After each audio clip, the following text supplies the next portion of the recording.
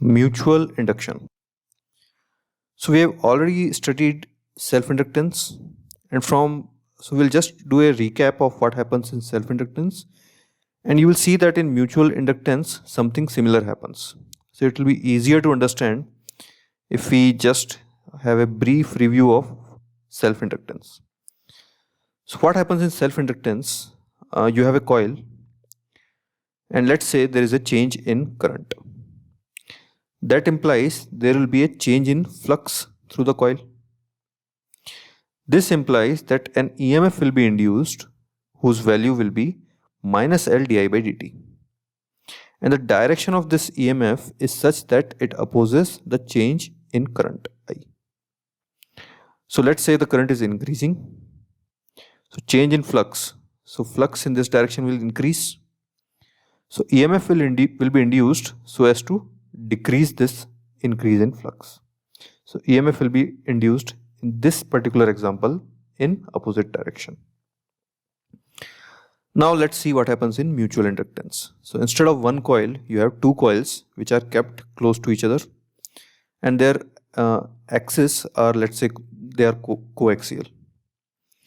So now we have a change in current I1. So what will happen is, first thing is there will be change in phi 1, flux through 1. This will change. Again, let's take an example where the current is increasing. So these magnetic field lines will increase.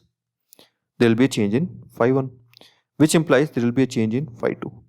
So these lines are passing through second coil also, and they are also increasing with time. So there is a change in phi 2. As a result, there will be an EMF induced in second coil, whose value will be minus M di1 by dt. For now, just read this. Its direction is such that it opposes the change in I1.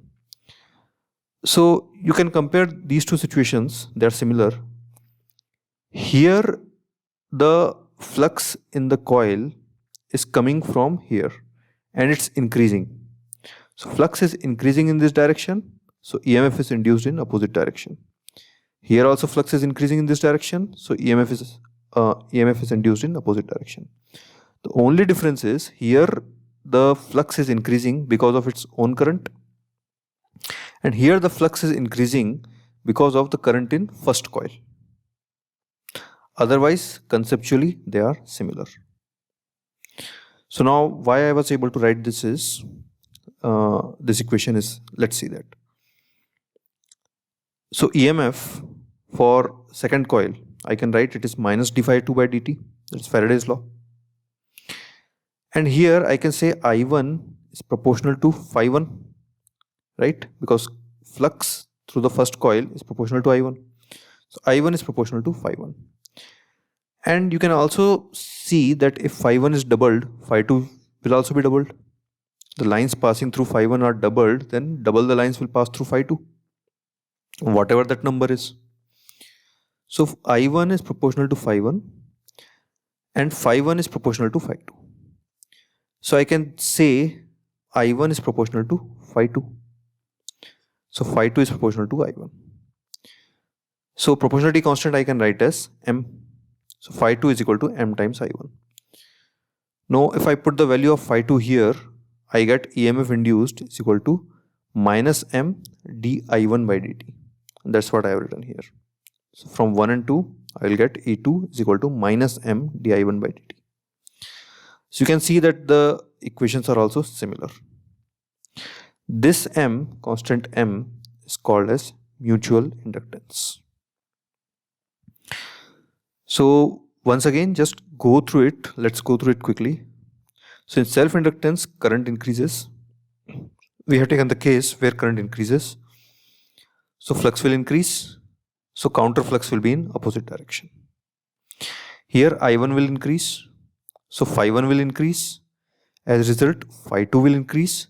So counter flux E2 will be induced in the second coil. Now E2 is minus d phi 2 by dt and phi 2 is proportional to I1. So E2 becomes minus M di1 by dt. The proportionality constant M is called mutual inductance.